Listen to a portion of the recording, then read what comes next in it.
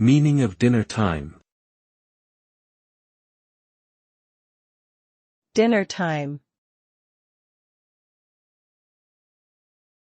Dinner time. Dinner time. Dinner time.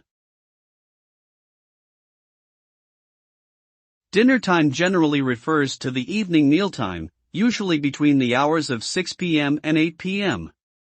It is a time when family members or friends come together to share a meal and conversation, and is often considered an important social ritual in many cultures.